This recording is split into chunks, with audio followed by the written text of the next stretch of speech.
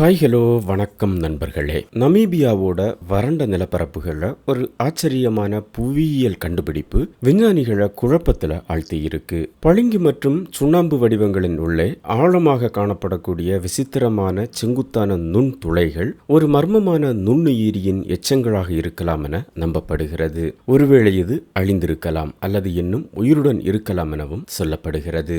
500 முதல் 600 மில்லியன் ஆண்டுகளுக்கு முன்பு ப்ரீகாம்பிரியன் சகாப்தத்திற்கு முந்தைய பழங்கால பாறைகளை ஆய்வு செய்யும் பொழுது அசாதாரண குழாய் போன்ற அமைப்புகளை ஜோஹன்னஸ் குட்டன்பர்க் பல்கலைக்கழகத்தின் பேராசிரியர் சீஸ் பாஷியர் கவனித்தார். இந்த குழாய்கள் செங்குத்தாக ஒரே போல பாறை வழியாக 10 மீட்டர் வரைக்கும் நீண்டு ஒரே போல ஒழுங்கமைக்கப்பட்ட பகுதியை உருவாக்கியிருக்கு. இந்த குழாய்கள் ஒரு புவியியல் செயல்முறையின் விளைவாக இல்லை என்பதால் அதன் பிறகு நடத்தப்பட்ட தொடர் பகுப்பாய்வு மூலமாக இந்த குழாய்களுக்குள் உயிரியல் பொருள் இருப்பதை கண்டறிய முடிந்திருக்கு. அவை உயிரினங்களால் உருவாக்கப்பட்டவை என்றாலும் மாதிரிகளில் DNA அல்லது புரதங்கள் எதுவும் அடையாளம் காண முடியாத போது இது மர்மமாக மாறியிருக்கு.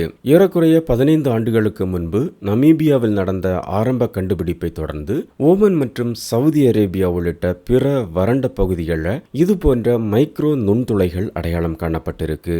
ஓமானில் அவை சுண்ணாம்பு கல்லில் காணப்பட்டிருக்கு. சவுதியில் உள்ள மாதிரிகள் பளிங்கு கல்ல காணப்பட்டிருக்கு. இந்த கட்டமைப்புகள் ஒரு குறிப்பிடத்தக்க சீரான தன்மையை காட்டுது. சிறிய சுரங்கங்கள் 0.5 மில்லிமீட்டருக்கு மேல் அகலம் இல்லை. 3 சென்டிமீட்டர் நீளம். நன்றாக கால்சியம் கார்பனேட் தூள் நிரப்பப்பட்டிருக்கிறது. இந்த குழாய்களை உருவாக்கியது ஒரு நுண்ணுயிரியாக இருக்கலாம் என நாங்கள் நினைக்கிறோம் என பாசியர் கூறியுள்ளார். கால்சியம் கார்பனேட்டிலிருந்து ஊட்டச்சத்துக்களை எடுக்க உயிரினம் பாறை வழியாக சென்றது என்பது அனுமானம். இந்த நிகழ்வு எண்டோலிதிக் நுண்ணுயிரிகள் என அழைக்கப்படும் வாழ்வினத்திற்கு சொந்தமானது. பாறைகளுக்குள் வாழும் உயிரினங்கள் அதிலிருந்து நேரடியாக ஊட்டச்சத்துக்களை பெறுகிறது. இந்த நுண்ணுயிரிகளால் மிக தீவிரமான மோசமான கால நிலைமைகளிலும் வாழ முடியும் என சொல்லப்படுகிறது. மேலும் இது பாலைவனங்களில் நன்றாக வளரக்கூடியது எனவும் அறியப்படுகிறது. இருந்தாலும் ஆப்பிரிக்க மற்றும் மத்திய கிழக்கு நுண்துளைகளுக்கு காரணமான உயிரினத்தின் துல்லியமான அடையாளம் தெரியவில்லை எனவும் சொல்லப்படுகிறது. இந்த சுரங்கங்கள் திடமான பாறைக்குள்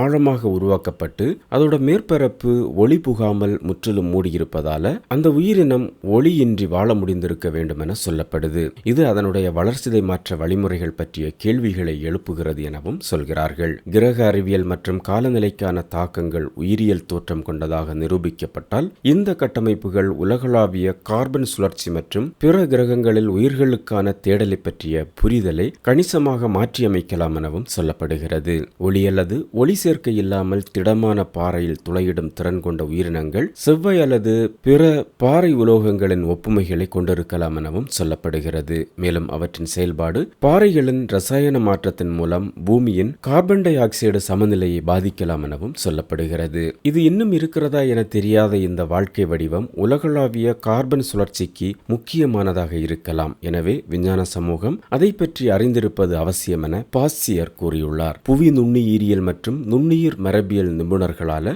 மேலும் இது ஆய்வு செய்யப்பட வேண்டும் எனவும் அவர் கூறியிருக்கிறார்.